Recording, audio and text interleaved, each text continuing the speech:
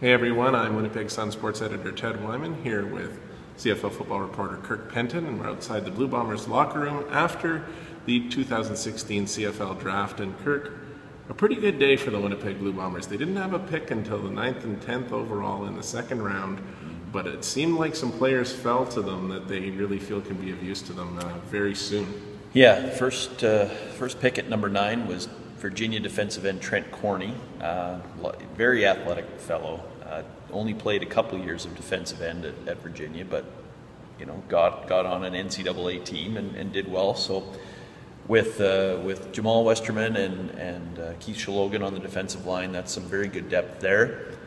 He doesn't have to come in and start right away, just like Kyle Walters said. They didn't need to find a starter with that 9th pick, and so Trent Corney is under no pressure to come in and start.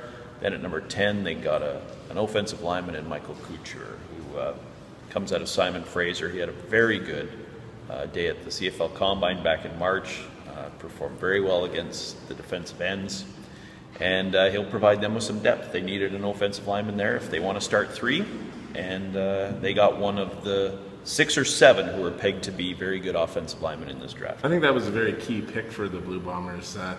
Kyle Walters talked about how they saw as the offensive linemen were ticking off, and 5 of them went in that first round. And there was a time when they didn't think they were going to get their guy, but they had Couture ranked fairly highly. A lot of draft boards had him ranked higher than where he went, which was at number 10. And so the Bombers really felt like they got something special there, a guy that can come in and do something right away for them, at least in terms of a backup role and providing more competition for the Canadian O-line spot. Absolutely. Kyle Walters saying that Bob Wiley, the offensive line coach, and Paul Lapalisse, the offensive coordinator, had Couture ranked number 1 among offensive linemen. And he and his scouting staff had him in the top 3. Yeah. So, I mean, maybe people always say that. But one's a reach. Yes, every team after the draft says they can't believe that their guy was there. But no, I think he's a very capable guy who could probably have a pretty long future. And he knows Matthias Gosen pretty well, too. They're both from Simon Fraser, so there's a bit of a connection there. Bottom line is the overall Canadian depth of this team is better today, most likely than it was yesterday, and it was a lot better yesterday than it was at the end of last season. So things are on the upswing now. Absolutely. It's still going to be tough, I think, to find 7 top-notch Canadian starters. I think they're getting closer. I don't know if they're there yet, but yeah, they are closer, that's for sure. Some of the other picks, they had 8 picks, so we're not going to go through them all. Rupert Butcher is kind of the interesting name. The TSN folks, the guys doing the draft, said that was a steal. He's a huge mountain of a man. What are his numbers? 327? Oh, yeah. He's a giant. 6'5", 327, and they said he had just an amazing combine. Apparently was pushing around offensive linemen who look like project to be future CFLers themselves. And he did very well. Maybe I guess they said maybe he had more flashes when he was actually in college, but didn't. It wasn't that he didn't have the size and the skills. Maybe the effort was not there every time, but they certainly see a lot of potential in him. And there's a guy that could be really good, and Taylor Loeffler as well, the potential safety linebacker who out of UBC, who formerly played at Boise State. I mean, there's a guy who comes in here, and they talk about him right away being a guy that could come in here and compete for a spot.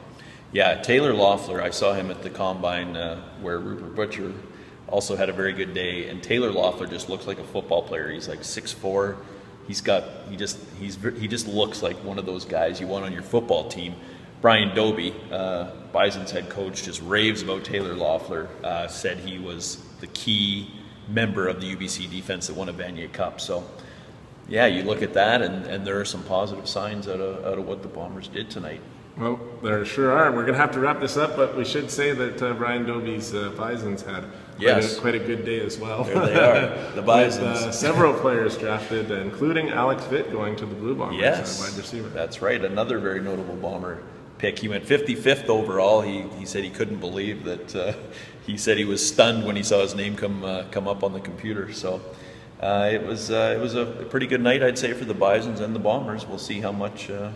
We'll see how they'll be able to turn it into wins this season. Training camp coming up in just a couple of weeks.